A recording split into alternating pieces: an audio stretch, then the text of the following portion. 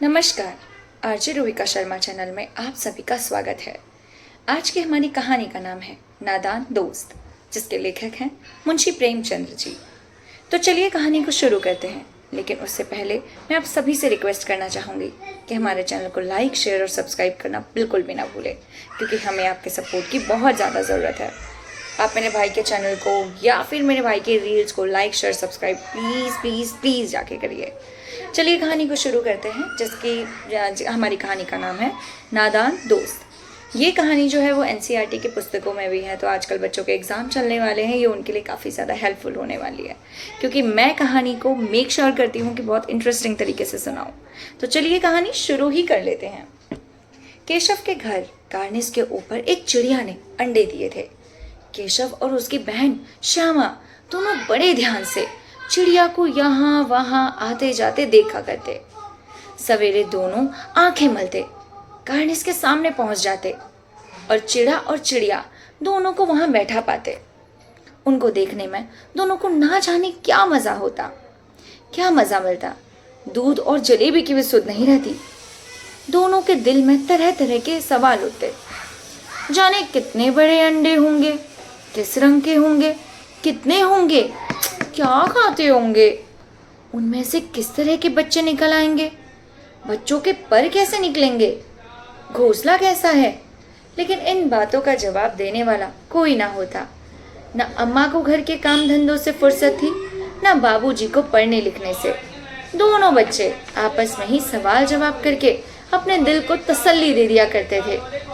श्यामा कहती, क्यों भैया, बच्चे निकलकर फिर से उड़ जाएंगे। केशव विद्वानों जैसे गर्व से कहता, नहीं रे पगली, पहले पर निकलेंगे, बगैर परों के बेचारे कैसे उड़ेंगे। श्यामा कहती, हाँ, बच्चों को क्या खिलाएगी बेचारी, ये तो बहुत छोटी सी है। केशव इस पेचीदा सवाल का जवाब कुछ न दे पाता। इस तरह 3-4 दिन गुजर गए। दोनों बच्चों की जिज्ञासा दिन प्रतिदिन बढ़ती जाती थी। अंडों को देखने के लिए वो अधीर हो उठते थे। उन्होंने अनुमान लगाया कि अब जरूर बच्चे निकल आए होंगे। बच्चों के चारे का सवाल अब उनके सामने आ खड़ा हुआ। चिड़िया बेचारी इतने दिन दाना कहाँ पाएगी कि सारे बच्चों का पेट भरे। गरीब बच्चे भूख के मारे चू चू करके मर जाएंगे। इस मुसीबत का अंदाजा करके दोनों घबरा उठे।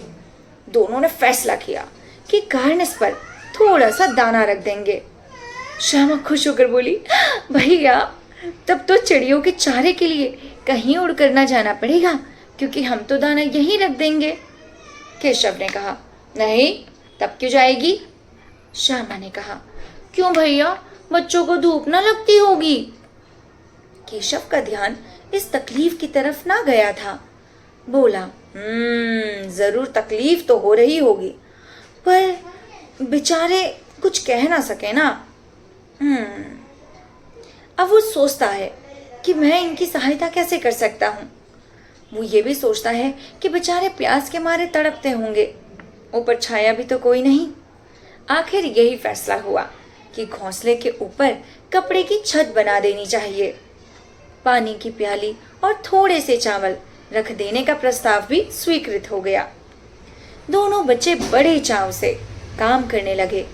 श्यामा माँ की आंख बचाकर मटके से चावल निकाल लाई। केशव ने पत्थर की प्याली का तेल चुपके से जमीन पर गिरा दिया और खूब साफ करके उसमें पानी भरा।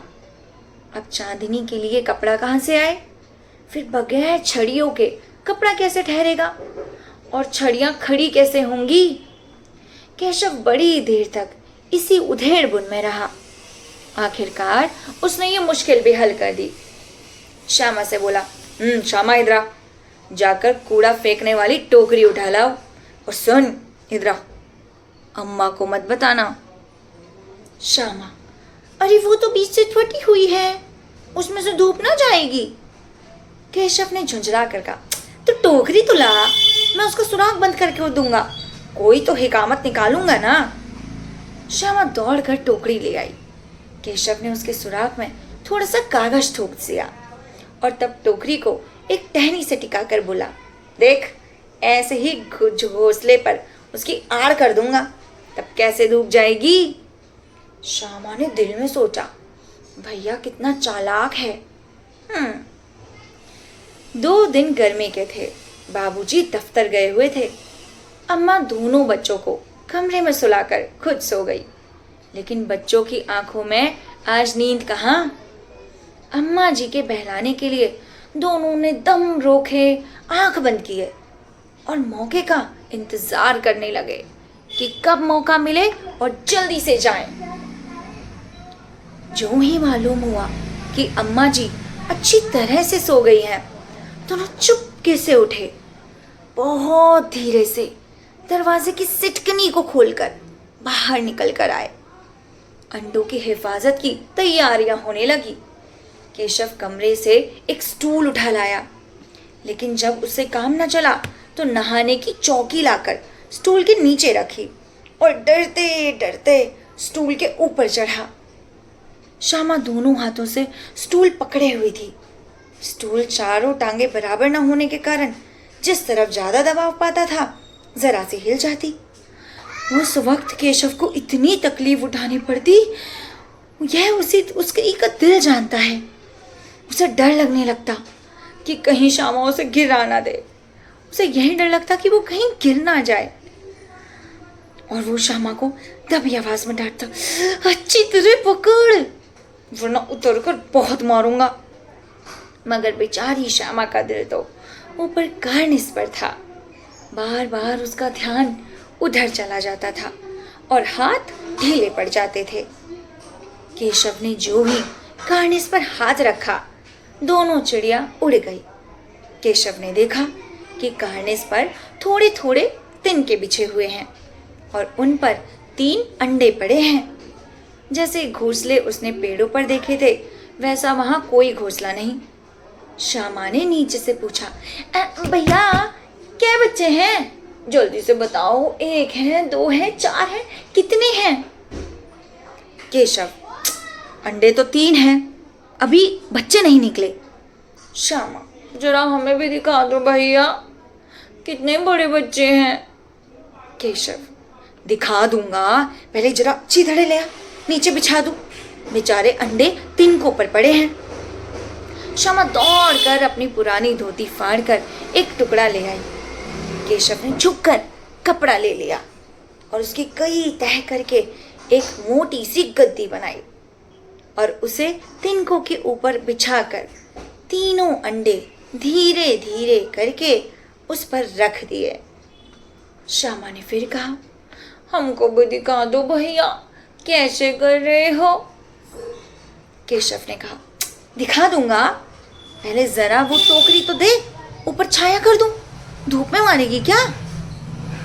श्यामा ने टोकरी नीचे से थमा दी और बोली, अब तुम उतर आओ भैया, मैं भी तो देखूं अंडे कैसे हैं, मुझे भी देखने हैं। केशव ने टोकरी को एक टहनी से टिका कर कहा, जा दाना और पानी की थाली ले आ, मैं उतर आऊं तो तुझे भी दिखा दूंगा। श्यामा प्याली और चावल भी लाई। केशव ने टोकरी के नीचे दोनों चीजें रख दी और आहिस्ता नीचे उतर आया। श्यामा ने गिड़गिड़ा कर कहा, अब हमको भी दिखा दो भैया, अब दिखा दो, अब ऐसे ना करो, जल्दी से दिखा दो, हमें भी चढ़ा दो।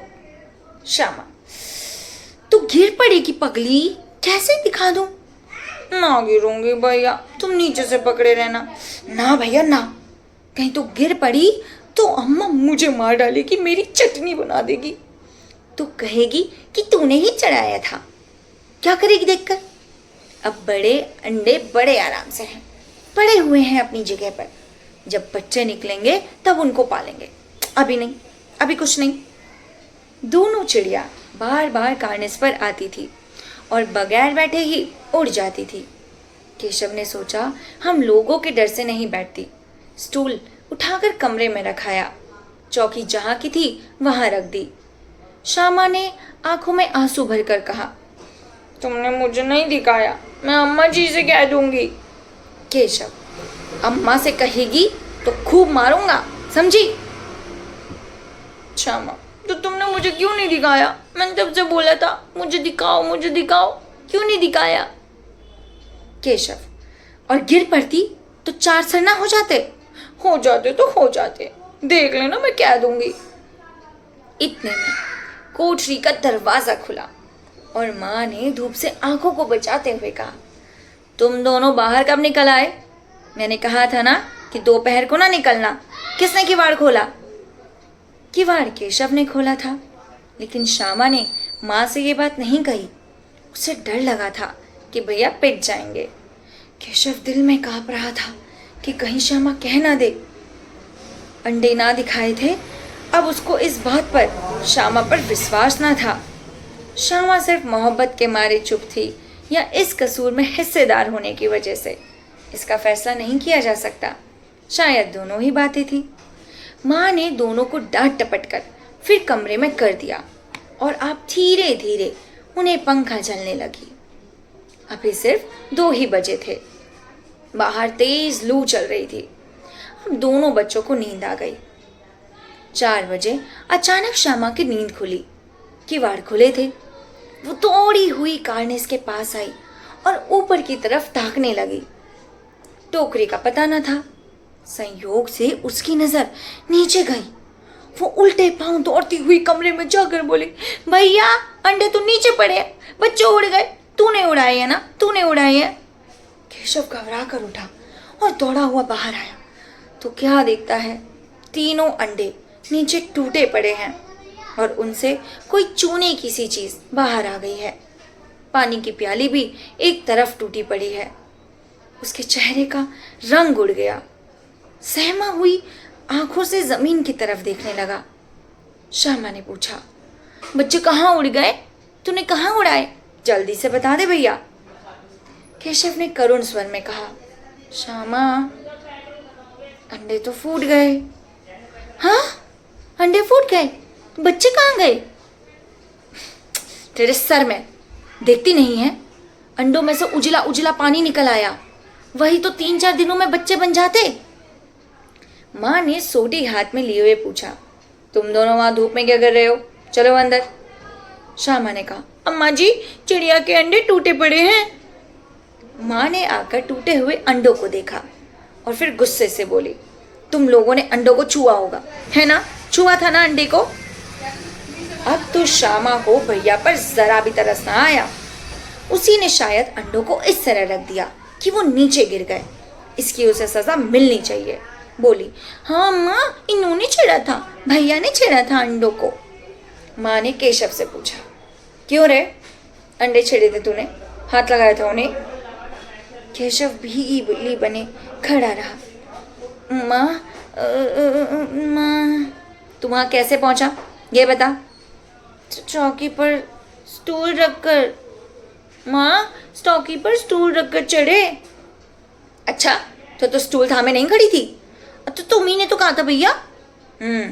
तू इतना बड़ा हो गया, तुझे अभी इतनी भी मालूम नहीं कि छूने से चिड़ियों के अंडे गंदे हो जाते हैं। चिड़िया फिर उन्हें सेती नहीं है। श्यामा ने डरते डरते पूछा, तो क्या चिड़िया ने अंडे गिरा दिए अम्मा जी? और क्या करती? केशव के सर इसका पाप पड़ेगा। हाय, 3 जाने ले ली दुष्ट ने।